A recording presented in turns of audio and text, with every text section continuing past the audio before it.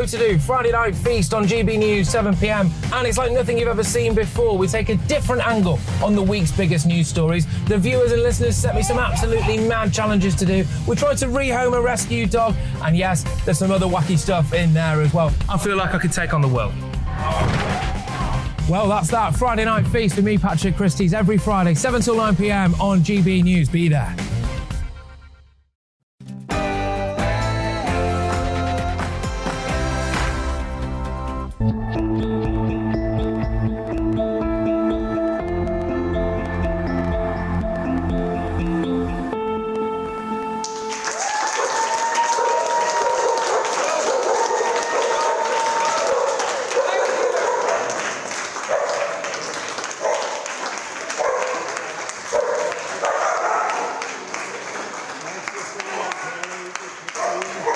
Welcome to tonight's show.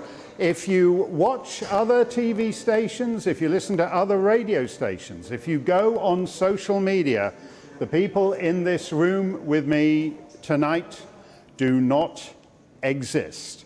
In fact, as you can see, they're real, they're flesh and blood, they are your fellow citizens, and they represent hundreds of thousands of other people in every corner of these islands, and millions more around the globe.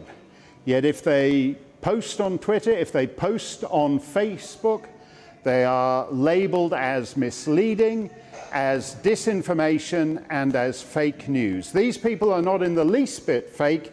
They are victims of the COVID vaccines. Some of them have lost husbands, have lost parents, have lost children to these vaccines. Others among us are now chronically injured. They can't work, they can't drive, they're faced with the prospect of having to sell their homes in order to pay medical bills.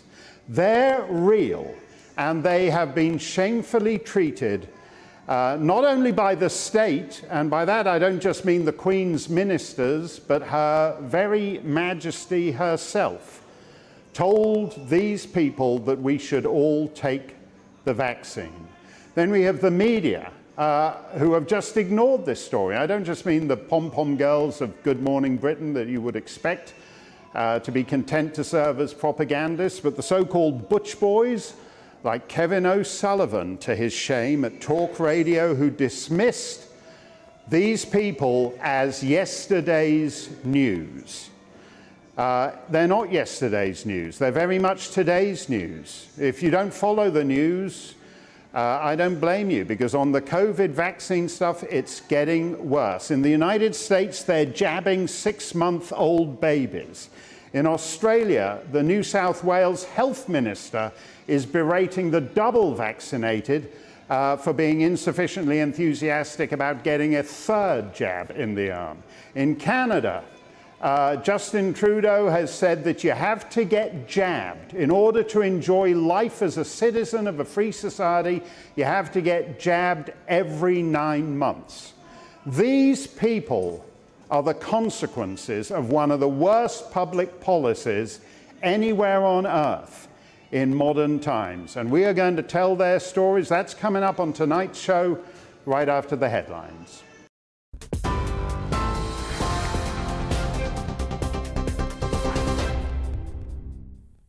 Good evening, I'm Olivia Guthrie. Here's the latest from the GB Newsroom. Chancellor Nadhim Zahawi and former Health Secretary Jeremy Hunt are out of the race to replace Boris Johnson. The candidates to become the next Tory leader have been whittled down from 8 to 6. Former Chancellor Rishi Sunak and Trade Minister Penny Mordaunt won the most votes in the first ballot of Tory MPs.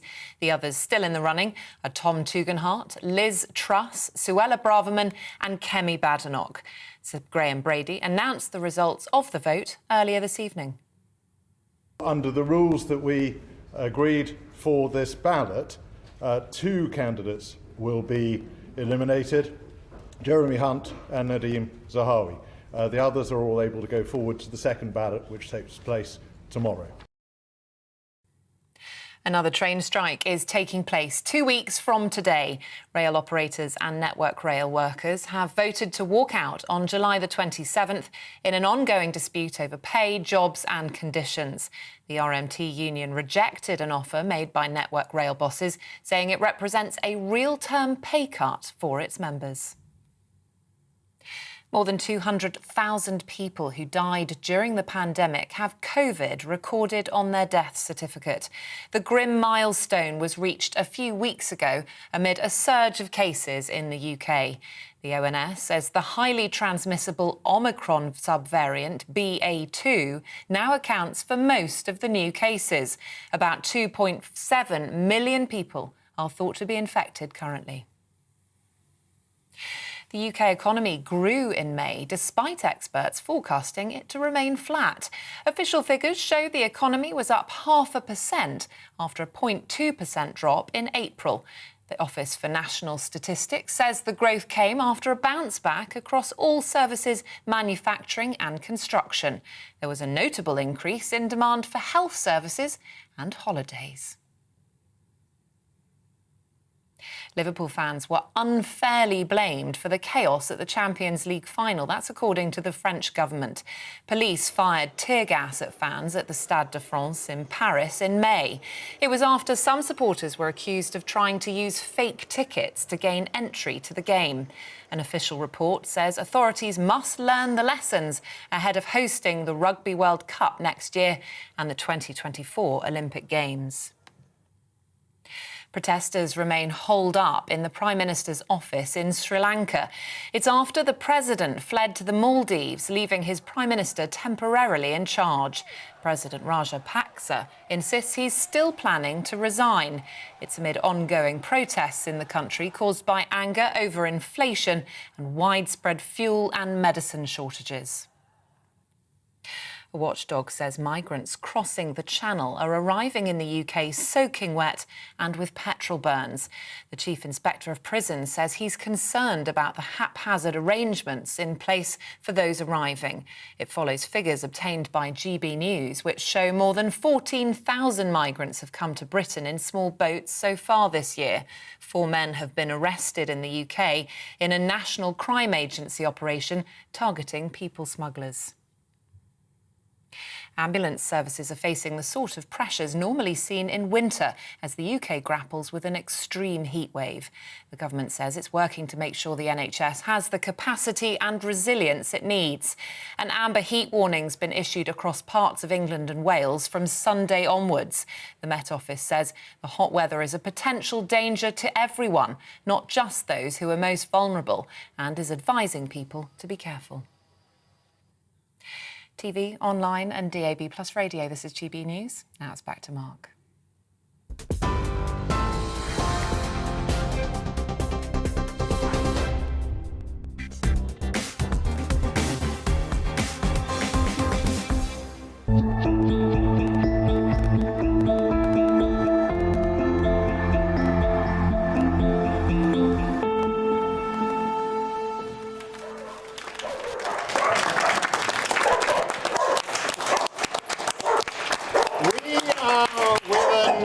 We are with an audience of human beings plus a couple of dogs, and that's not a sound effect. You normally do have to get a sound effect to make the dog sound that convincing, but that is a special with victims, a group of people that for most of the last year and a half there's been no public acknowledgement that they even exist. But just a couple of weeks ago, the government of the United Kingdom finally admitted that the COVID vaccines can kill you, they can injure you chronically so that you're not able to work again, and they agreed to compensate people up to £120,000 for the loss of their loved ones or the loss of their livelihood. We're going to be talking to victims of these vaccines for the next hour. They are something extraordinary in public policy. Never before has anyone invented a medicine that all 7.5 billion people on the planet are supposed to take. The head of the World Economic Forum, Klaus Schwab, this is the time to growl. Klaus Schwab is the sinister Teutonic megalomaniac hiding in plain sight as a sinister Teutonic megalomaniac. Come on, give us a growl. And he said just the other day, no one is safe until everybody is vaccinated. These people did as they were told. They took the vaccine, and within days, some of them had lost loved ones, and others found themselves sick, unable to work, and once rare diseases like Guillain-Barré disease. Suddenly, a handful of cases show up in a small Lancashire hospital all at one time. We're going to talk to some friends whom you've seen on the show before, and we also have here Dan Wootton, who's Dan is really here in place of a Scottish friend of ours who was on your show and who can't be with us tonight because he's actually been stricken by COVID. He's doubly cursed. He was wrecked by the vaccines and he got COVID anyway, Dan. Yes, poor Alex Mitchell, who obviously lost his leg as a direct result of his injuries from the AstraZeneca jab. And I think all of the people in this room, Mark, are extraordinary. They have been through some of the worst months that anyone could imagine. They've lost relatives, they've lost body parts, they've lost the use of their body. But the most disgraceful thing for me, and the thing that I think is unforgivable, is they have been ignored by the political establishment, but most crucially for me, by our colleagues, Mark, journalists and broadcasters who have thought this is an inconvenient part of the narrative and simply have ignored the people in this room. And I just think all of them are so brave because they've had to put up with being dismissed in so many ways by their loved ones, by their MPs, apart from one honourable exception who I know you'll get to later, and by the media. So thank you to you, Mark, because you in the UK have put this issue on such a pedestal, and it deserves to be there because this is a national scandal. Why do you think that was, though, Dan? Was it just because it was presented to us as a fairy tale? Oh, this killer virus is on the loose, but we have the best brains in the world, and they are going to invent something that will make it go away. I mean, that's an obviously ludicrous narrative to buy into, and yet most of the media did. Well, there was one narrative, wasn't there? And the narrative was, we have this great vaccine rollout, and that's the only way to open up the country. Now, personally, I don't think we ever needed a great vaccine rollout to open up the country. The country should never have been shut down. But that is the narrative that the media got into. Some of our biggest newspapers in the country actually started to actively campaign for the government to jab the entire country. And so what that means is they don't want to look at these facts. They don't want to look at these victims in the room because it doesn't fit the narrative that they have helped the government to push. And by the way, that's not to say that there may have been benefits for some people for having the vaccine. And you can have that conversation, but the problem is they don't want to have that conversation, as you know, because they're still campaigning, even now, the BBC, still campaigning for young folk to be jabbed. Well, the vaccines, the claims made for them have just shrunk week on week. A year ago, we were told it was 95% effective. It would stop you getting the virus and it would stop you passing it on. That would be impressive if it were true. And then it deteriorated and it became, oh, well, yeah, you'll still get it and you'll still pass it on to people, but you won't be hospitalized. And that turned out not to be true. Then they said, well, you won't get a serious version that will kill you. And that turned out not to be true. 75% of the deaths in this country at the time they stopped collecting them were among the triple vaccinated. Dan, you are always honest about these things. The stories, and they're not really stories, they're life. It's your life, are heartbreaking. We have with us, we should first introduce the victim of the vaccine. This is Stephen Wright. He was a doctor. And poor Charlotte here was married to Stephen, the love of her life. They've got two small sons. And Charlotte is a widow at 32. It's anyone who's lost the love of their life knows it's a tough break to be widowed when you're 92, but to lose half a century you were entitled to is terrible. And next to Charlotte, we have Stephen's mother, Annie. And we all know to lose, for a parent to outlive a child, offends against the natural order. And to lose a talented man like that at 32 is just an awful thing. Tell us a bit about your son, Annie. My name's Anne, actually. I just use Annie on Oh, Twitter. do you just use Annie on Twitter? Okay. I didn't want to... Anne. Sorry, I've been overly intimate now. I went straight to Annie, and no one's ever called you that before. I do apologise. Actually, my brothers do. Oh, your brothers do? Oh, OK, OK. I can't say was, because he's my son. Stephen is an amazing person. He was kind, he was caring. He was funny, he was a great son, he was a great husband, great brother, great dad, and he was just everything anyone should be. He was just a perfect person. And I know he had his faults, you know, like anyone, but he was he was just amazing. He loved the children he worked for. He loved his job as a clinical psychologist. And he really cared about the children and young people that he was looking after. And he took the jab because he thought he would be protecting them because they were vulnerable. Yeah. And he thought, you know, he had no fear for himself because he was young, he was fit, he was healthy, he was only 32. And it turned out, you know, within 10 days he had died of the vaccine. And it's, like you say, it's just the cruelest thing for a mother to lose, and a father, my husband as well, and his sister, and to Charlotte and his sons. It's just so cruel. Such a terrible thing. A talented man, he'd just taken a job at Great Ormond Street Hospital, and he has the distinction, according to at least one doctor who knew him, of being the first person on the planet to die of the COVID vaccine. Yes. How do you feel? Because I'm astonished at the cruelty of people on the internet, Charlotte, that you post a little clip of you coming on GB News and talking about your husband, and immediately it gets labelled as misinformation, and there's supposed fact checkers say it's not true, as if they've gone round to your house, knocked on your door and confirmed that you are a widow.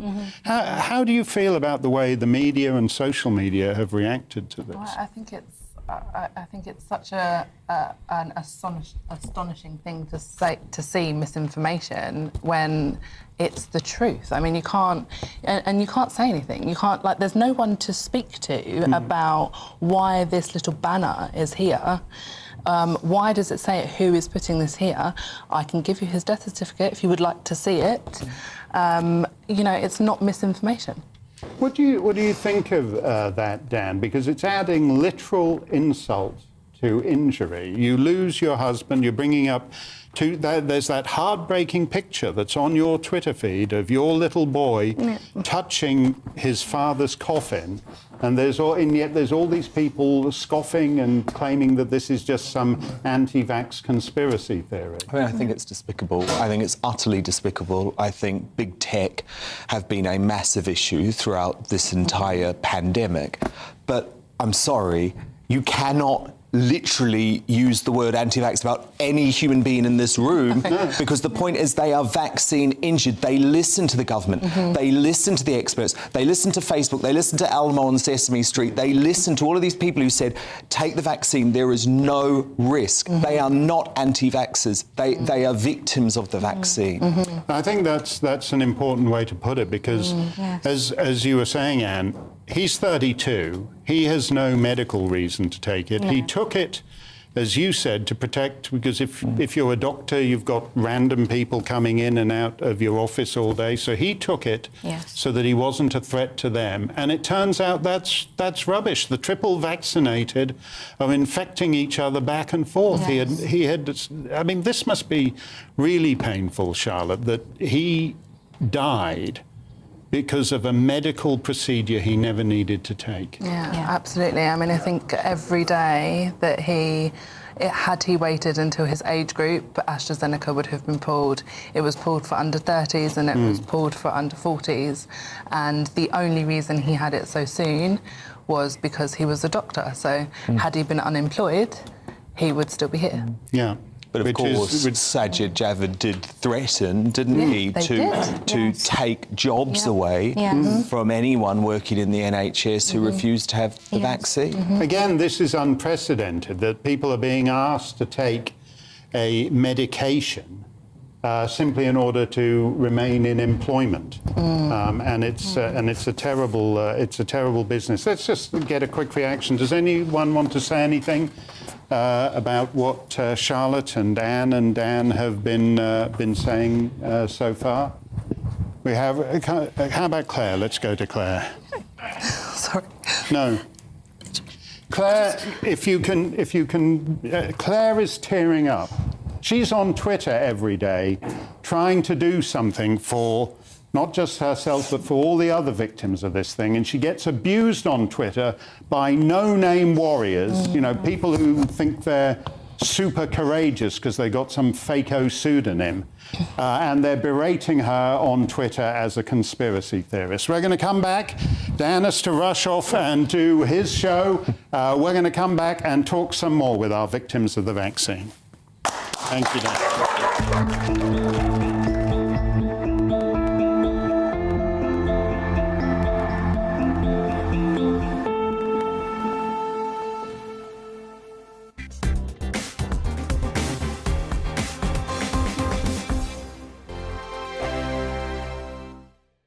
We are GB News. We're right across this great nation.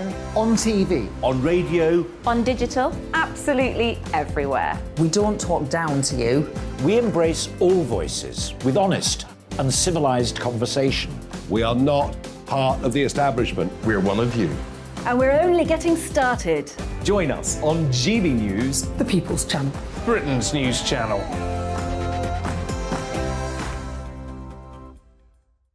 Hi there, it's Stephen and Anne.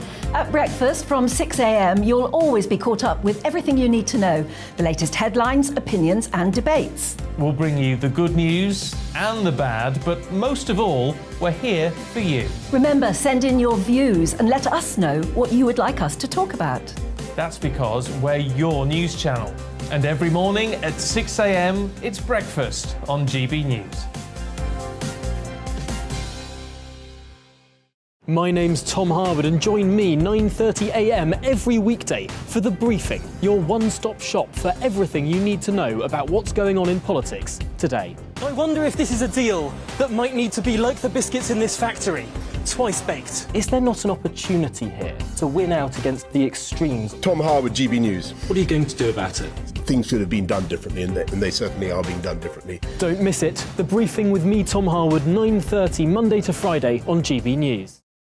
Where would you like to go? Just take me to the studio, please, mate. You know where you're going. I've got a show to do. Friday Night Feast on GB News, 7 p.m. And it's like nothing you've ever seen before. We take a different angle on the week's biggest news stories. The viewers and listeners set me some absolutely mad challenges to do. We tried to rehome a rescue dog. And yes, there's some other wacky stuff in there as well. I feel like I could take on the world.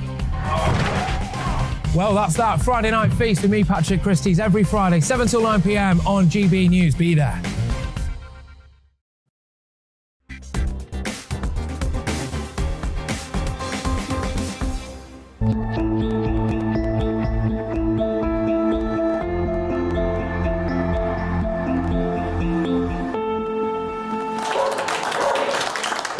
Welcome back to our special with victims of the vaccine, plus one of their dogs. That dog with the menacing growl is Sugar, and Sugar is an Egyptian street dog. So she is actually growling in Arabic. We don't want to make too much of that because they'll put her on the no-fly list or something. And she's a perfectly nice dog from the streets of Cairo. Let us meet two more victims of the vaccine. Claire Hibbs, you have seen on our show before, and Leanne Tomlin, you have not. Leanne, who is that with you there? This is my stepmom, Lusa Tabra. And Lucy lived in Leicester and took the vaccine. Yeah. And then what happened? She had the vaccine in March last year. It was about 10 days after she started to get a bit of a headache. She went to the doctors and they told her that it was kidney stones because she had stomach pains. They said it's kidney stones. They sent her home with some painkillers. A day or two later, my dad came home from work after a night shift and she could barely stand up.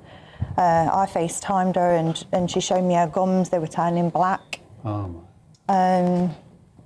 Obviously, we knew that something wasn't right, and my dad rushed her to our local hospital, where he wasn't allowed to go in with her because of COVID restrictions. That was the last time that he seen her properly.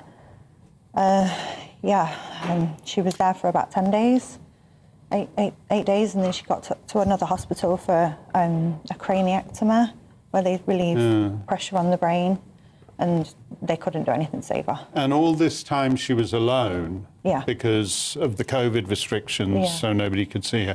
Now, you have a much, well, I shouldn't say that, it's a bit ungallant, but you have a younger sibling. Yeah, he's 6 years old, Orson. A 6-year-old boy who lost his mum. And how old was Lucy? 47. 47. Yeah. Do you, are you resentful of the fact that her initial trip to hospital, they just sloughed her off and sent her home? Yeah, I'm really angry about it. She spent her last 10 days of her life alone, and I can only imagine absolutely terrified and scared and didn't understand what was going on. We spoke to her a few times over FaceTime, but she couldn't really hold the phone up herself, and nurse used to sit with her. I remember my dad ringing me, I think it was on the Wednesday. He rang me and said that he'd spoke to her, and it was as if she was saying goodbye. She knew something wasn't right. And I think that was the last time that he spoke to her at all. I think on the Wednesday night or the Thursday was when she had the major stroke, and she never woke up from that. It's a terrible thing for your poor 6-year-old brother, who they don't understand death at that age. They only feel the absence. They can't quite comprehend forever and eternity, and the fact that his mum isn't coming home. It's a terrible business. But Claire, I follow you on Twitter. You are a feisty tweeter, in part because you're regularly insulted by people who don't think this is a real phenomenon. Yeah. And in fact, if it weren't for those of you who do tweet, there would be hundreds of thousands, millions around the world living in isolation, thinking this is just happening to me, it's a freak one-off. In fact, because of people like you tweeting about it and Leanne tweeting about it, we understand that it's a global phenomenon. Yeah, I wasn't on Twitter before this happened. I didn't even know how to use Twitter. I didn't understand it at all. I was just Facebook. I don't understand Instagram. I just don't get it. Well, you understand it now because they're out there insulting you, basically. Yeah. I mean, are you astonished that even when you say, I'm injured by this, when Leanne says, you know, I've got a grieving 6-year-old brother, these kind of cyber warriors still insist on kind of trashing you all the time. They're horrible. They're just horrible people. There's some of the comments. I think we had one yesterday. Was it on one of our posts? We had one yesterday. Just and it literally just said fake news, and it was advertising this, and they just replied fake news and sort of tagging us into their little army of people that insult us. And Twitter is our only, or was up until us coming onto GB News, Twitter was our only platform to actually get any recognition or get heard. Facebook they just cancel everything. They delete everything. And we had a conversation the other day in the VIP group, and we actually said if it wasn't for Twitter, nobody would know about these deaths or these injuries, because it's the only place it's actually spoken about. So because of the media and the ignorance and the way we're completely censored, if it wasn't for Twitter or anybody that doesn't go on Twitter, they don't know about it. Well, no, since we did the first interviews with Vicky and Charlotte all those weeks ago, I was astonished at the number of emails we got from people who aren't on Twitter. And so they thought, oh, well, I was just told my injury was a freak one-off. It's 1 in 30 million. And now I realise there's all these other people out there. Neil Oliver is with us. Neil, you know, from Saturday nights here on GB News and from those terrific monologues that Neil does, including one where he said that increasingly in the West we're in abusive relationships with our own government. There's an element of that in this, Neil, isn't it? In that we have people who basically took the government's advice, their lives are wrecked, and they can't get anybody in government to return their calls. It feels like a complete dereliction of duty. It feels like a complete inversion of what ought to be the case. Stories like Leanne's, stories like Claire's, all the stories that we've been listening to on and off camera. In a sane, compassionate world, all the forces of good would mobilise to support and help in the aftermath of this. Your stories would be listened to, you would be taken seriously, and there would be concrete efforts made to make good. Although, you know, it's too late. It's too late in many ways, but there would be an honest acknowledgement of it. What it feels, this inversion that I'm talking about, is it feels as though the powers that be have mobilised to protect pharma. The intention has been to let these people, these good people, be sacrificed on the altar of this global vaccine programme. And that in order to facilitate that, these stories have to be swept under the carpet. They have to be disregarded, and out in the wider environment of social media, they have to be ridiculed and dismissed. That is through the looking glass. That is completely wrong, and that should trigger all of us. In all of us, it should trigger that feeling of the difference between right and wrong, and what is being done here for these people and uncounted thousands, if not millions of people around the world, is plain wrong. Well, you know, you make a good point there. We were told at the start of the COVID that this is an extraordinary situation, that it's like being at war. And in war, we've all got to be one community and think of the greater good, because we're all in this together. So we're all in this together, and then it goes horribly wrong for the people in this room, and then suddenly we're not in this together, and you guys are frosted out, and you can't get hold of anybody at the Department of Health, and you fill in a form on a website and you don't hear anything back for 18 months. How many of you share Leanne's feelings of bitterness and anger about what has happened in the last year and a half? Yeah. At first, I'm a GBS sufferer, so That's obviously Guillain-Barré syndrome. Yeah. Yes, and I count myself probably lucky to be here. Obviously, people have gone through worse than I have, and at first, when I went in hospital, it was discarded that it was the vaccine. It wasn't the vaccine at all. The doctors were saying it isn't the vaccine. It could be something else. Could be something else. So that even the NHS are protecting the official narrative that there's nothing wrong. That's what I felt when I first went to hospital. That's exactly what I felt. But you know, when you call it GBS, Guillain-Barré syndrome was so rare that nobody spoke of it as an acronym. And now we have clusters of cases just showing up in small hospitals. So the government has, and all these NHS trusts, however many there are across the country, they're all taking these numbers and they're all going to some central database in London. Yeah. They know about this. Why aren't they talking about it? I don't know. I was told that it was a rare case, but my wife was doing all the information on the internet and everything else, and looking on Lancet, government papers, and finding out that the cases were rising. Yeah. And I knew there was a guy opposite me who had also got GBS as well. But They wouldn't tell me. So you're in this thing that shows up once every few years. Once in the every average few years, that's what I was told. And they're getting multiple cases simultaneously. Yeah. But they're still insisting it's nothing to do with the vaccine. Yeah. That's, has anyone had, I mean, everyone, we're supposed to bang saucepans for the NHS, but all the stories I hear of going to a hospital, being sloughed off, being told it's nothing to do with the vaccine, being sent home, take 2 aspirin, and if it doesn't clear up, get back to us. Are there other people who have been poorly treated by the NHS in this, where the doctors did not respond well to it? 2 weeks, I struggled to get... For 2 weeks, yeah. So I struggled to get recognised by my doctors.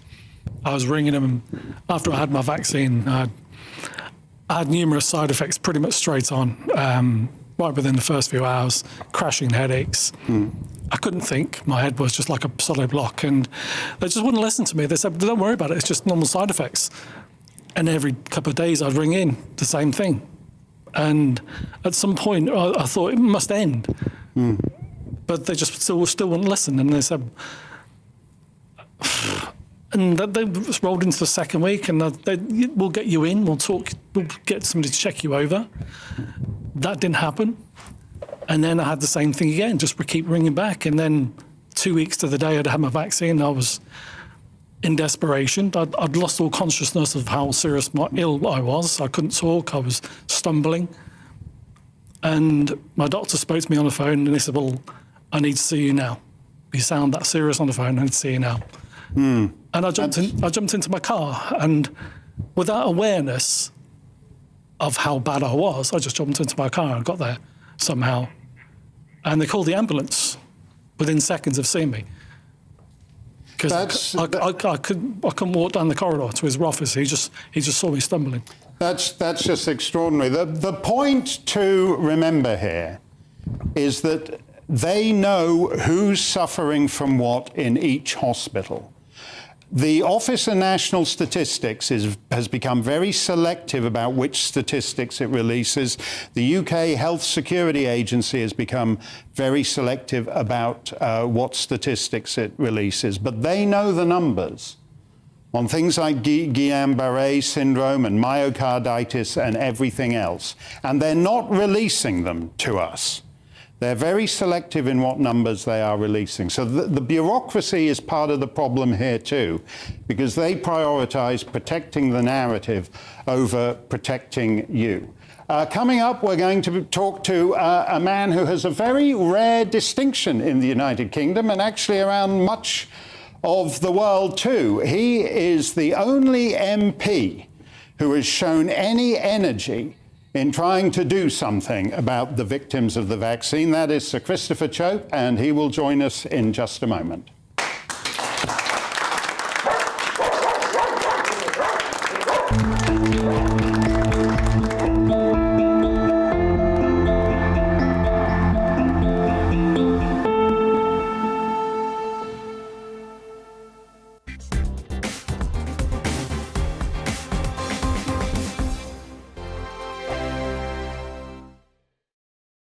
We are GB News. We're right across this great nation. On TV. On radio. On digital. Absolutely everywhere. We don't talk down to you. We embrace all voices with honest and civilised conversation. We are not part of the establishment. We're one of you. And we're only getting started. Join us on GB News, the People's Channel, Britain's news channel.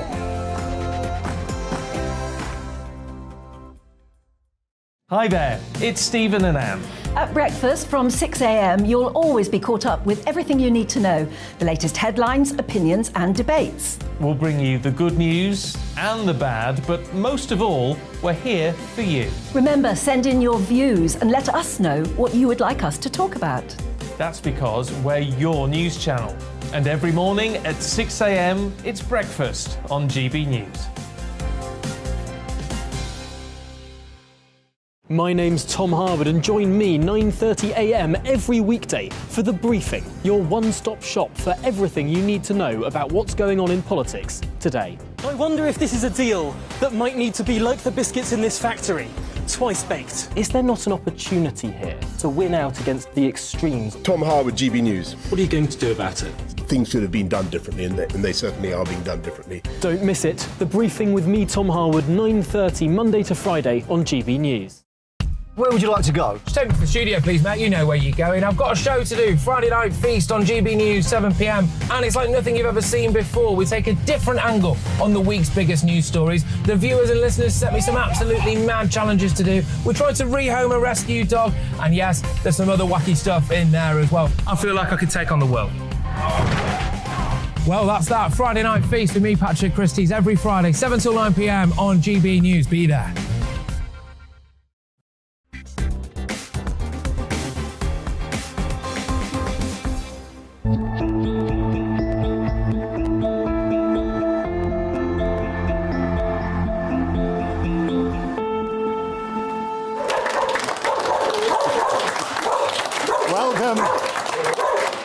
Welcome back.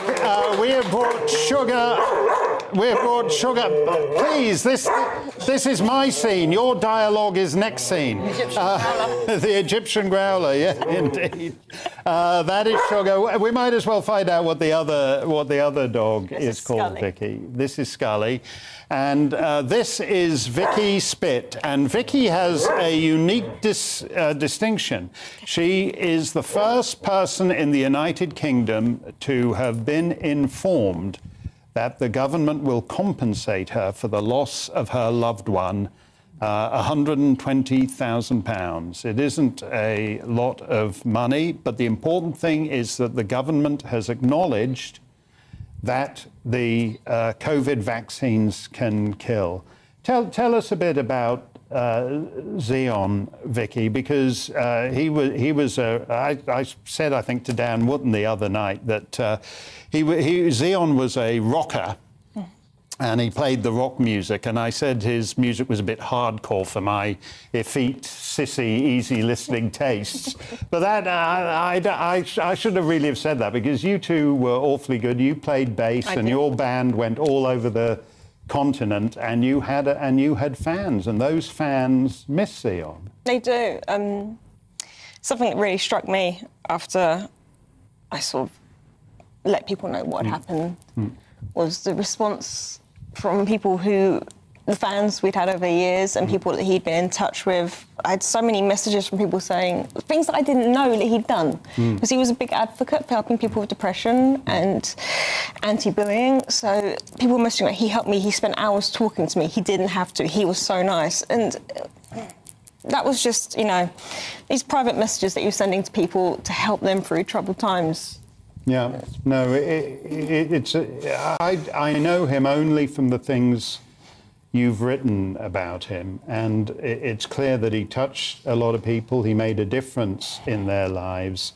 And you remember the chronology, because you posted a few weeks back to mark the anniversary of the day he left the house to go off and get the vaccine because he thought it was the responsible thing to do. Yeah, he was ridiculously healthy. He exercised every day, he didn't drink, he didn't smoke. He ate crazily healthily, and he was just concerned that he might potentially give the virus to someone who wasn't healthy, who might be damaged by it, and he definitely couldn't live with the idea of hurting someone else or killing potentially someone else. And at the time, we were under the impression that the vaccines would prevent you getting and spreading the disease. Now, you said something I thought was absolutely astonishing. You'd set a date to be married. Yes. And then the COVID happened and the lockdown happened, and they say, oh, no, you can only have whatever it was, 7 people at you. So you thought, OK, well, we'll postpone it. And you postponed it, and he died.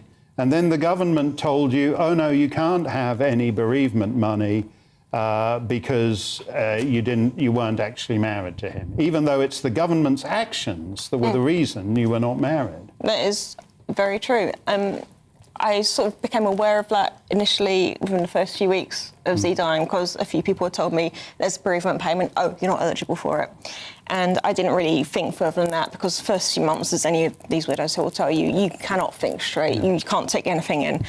And it was only recently, the last few days, I sort of thought about that and thought, well, surely, as I can prove, we had registered to be married, we'd given notice, you know, we had the registry office booked, all our family were going to come, and then you could show that lockdown prevented that happening. Surely there would be some allowance for that. And I'm told there isn't. And I'm told there is no way of appeal. Now, this isn't a vaccine issue, and this is not just a me issue. This is a lockdown issue, which affects anyone in that situation. And just to take it a little bit further, if you take into consideration universal credit, for example, if you cohabit with a partner as if married, it affects your ability to receive universal credit. Right. If said partner who you live with as if you are married dies, it's not as if you're married anymore. You don't get anything. And that seems like a gross hypocrisy to me. And that needs addressing. This is an extraordinary situation. You close down the country, so someone, and actually this is of particular relevance to Boris Johnson, who is the first Prime Minister to live at number 10 Downing Street with his better half without benefit of clergy, as we used to say. So Boris Johnson, of all people, should not be allowing discrimination on this basis, given his own particular circumstances. As I said, the state and the media are just adding literal insult to the injury that Vicky and others have suffered. The only MP who has shown any interest in doing anything about this and doing anything for these people is Sir Christopher Chope. And I have to say that clip of yours when you were asking a question in the House of Commons and then for some reason you got slapped down by that ghastly speaker. It's been a while since I've followed speakers of the House of Commons, so I'm shocked to find he doesn't have his wig on. Get his wig on. We're showing the clip and here's that awful wigless speaker then slapping you down and saying, well, now, why did he do that? And he appeared to laugh. Well, actually, the Speaker was absolutely right. It was a fair cop, because I was trying to exploit a question which was dealing with the issue of people who had suffered as a result of the contaminated blood scandal, and trying to draw an analogy between that and the people who had suffered as a result of COVID vaccine damage, and going to suggest that I hope they weren't going to have to wait for 20 to 30 years in order for the government to face up to the reality. And actually, the supplementary question I was putting, the Speaker, correctly in my view, ruled to be out of order. And so there was no love, I wasn't insulted by him, but it was interpreted as being a restriction upon my freedom. But actually, the Speaker has been very good in providing me with an adjournment debate, which he chose on this subject, and supporting me in other ways in the House on trying to ensure that this minority issue is brought to the public's attention, and it actually helps me put questions to the Department of Health, the ministers, and try to get them to answer them. So please don't criticise Speaker Hoyle. He's a very different speaker from the previous speaker. Oh, yeah, no. And the first wigless speaker. He may not wear a wig always, but he does quite often dress for the part.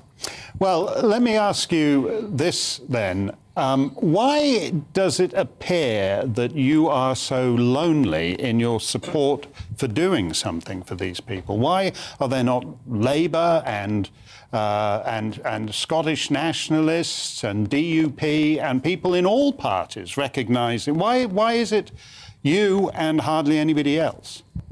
Well, that's a good question, and I wish I could provide the answer. All I can say is that more colleagues are beginning to wake up to the reality of what's happened. And as a result of that, I've now got 12 sponsors for my private member's bill, which is coming up again for second reading on 16th of September. I've got cross-party support, and I'm going to launch an all-party parliamentary group on this topic.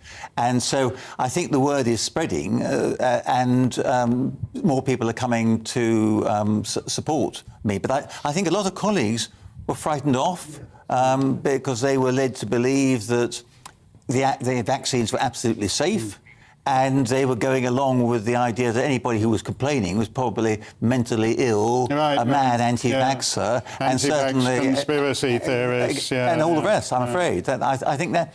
But it's disappointing to me because the privilege of being a member of Parliament is actually to be able to stand up against the government on behalf of your constituents. And too few of my colleagues have been doing that. We don't need to introduce Michelle Dewberry because you see her every night on GB News at 6 p.m. And Michelle has had Vicky on the show and did a much better job than that idiot at Talk Radio, who's whatever he's called, whose name escapes me. But Michelle, when did this first strike you as becoming an issue? I think for me, it's been on my radar for quite a while. I can't explain why. It's just instinctively, I knew that there were people that were struggling, that were suffering and not being heard. And I don't like injustice. And I think the way that these people and many other people have been treated is a national shame. I think it is a disgrace. They were asked, as we all were, to have this treatment, vaccine, whatever you want to call it, to have these vaccines. And when it went wrong for people, they were completely abandoned. And if that wasn't bad enough, Mark, not only were they abandoned, they were called names, they were abused, they were disbelieved, they were mocked. And I cannot imagine what it must feel like to have your life irreversibly changed for something that you thought was the right thing to do, and then basically to be ostracised. And my heart breaks for people here that's been affected, beyond here that's been affected, and it's simply wrong. I think it's appalling how many people want to turn a blind eye, and they do. I've had huge abuse for even daring Mark to talk about, well, there are people that have been harmed. And then what people immediately do is, well, how many?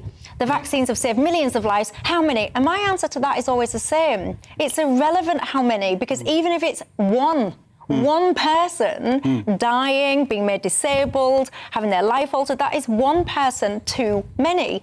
And the work that you do, Christopher, I really respect, because it is difficult to put yourself out there and be first to do these kind of things.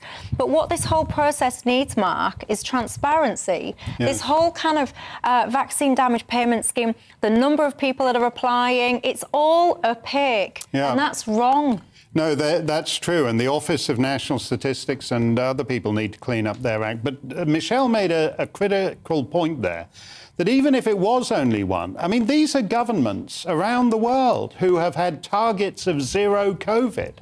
So zero COVID is vital. It's still the policy in China, and Australia only abandoned it a few weeks ago. So one case of COVID is too many, but over 2,000 vaccine deaths officially in the UK is apparently just peripheral and unimportant. And there have already been more deaths and more injuries from these vaccines than from all previous vaccines. It's a public policy scandal, it's a public health scandal, and the government has to completely change so that all these propagandists who just follow the media just finally shake up on this.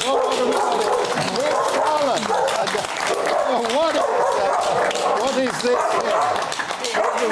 Explain what this is. Thank you. All of us in the best way that we could think. Okay.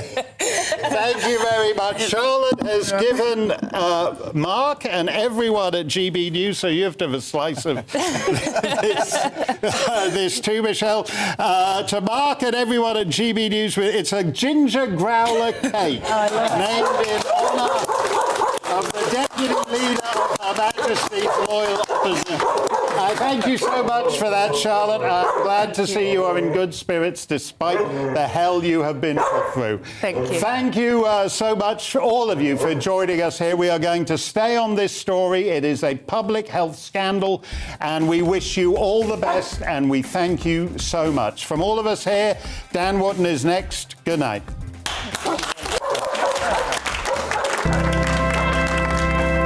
I'm absolutely disgusted with the way it's been covered up. It is extremely upsetting.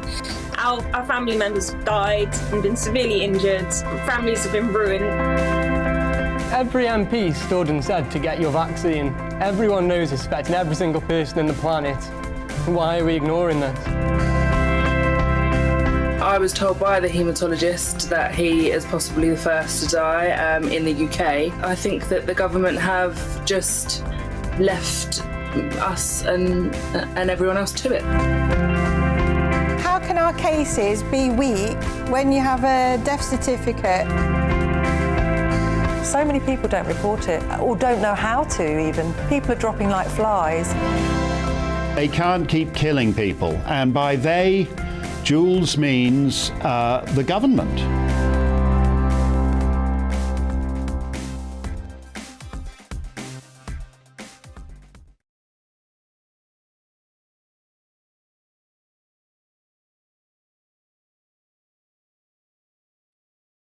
Honestly, it was such a privilege to be part of that brilliant show with Mark Steyn. All of the individuals who agreed to take part, who I had the privilege of meeting before the show, were inspirational in their bravery to speak out. And it's interesting looking to the reaction on Twitter.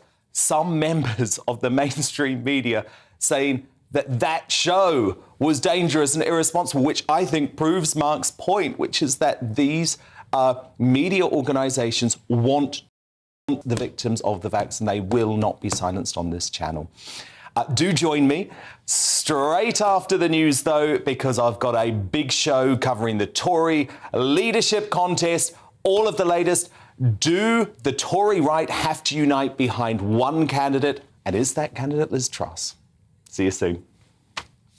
Alex Deakin here with your latest weather update. Fairly typical summer conditions for the next few days before the temperatures start to rise through the weekend and into the early part of next week. High pressure is returning, steadily building in once more from the Atlantic. But around the top of this area of high pressure, the breeze coming in from the northwest, bringing clouds and at times some showers to parts of northern Scotland, maybe Northern Ireland, perhaps even northwest England as we go through the early hours. For many, though, it is going to be a dry night with clear spells, and we've lost that humidity. Still fairly warm across parts of the south, but generally a more comfortable night for sleeping for many. Temperatures in some rural spots may even dip down to single figures.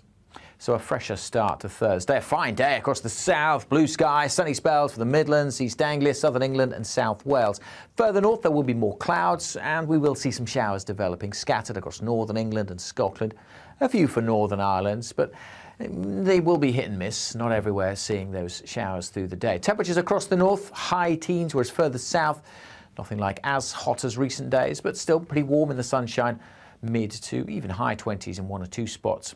Still a few showers around on Thursday evening across the northern half of the UK, but they tend to fade until we see more cloud as we head into Friday, spilling back in to these northwestern areas. So a damp start to Friday across a good part of Scotland, Northern Ireland, and a bit of rain likely for the far northwest of England. Again, across the south, yes, it's generally dry and bright with some decent spells of sunshine, particularly along the south coast. 25 to 27 here.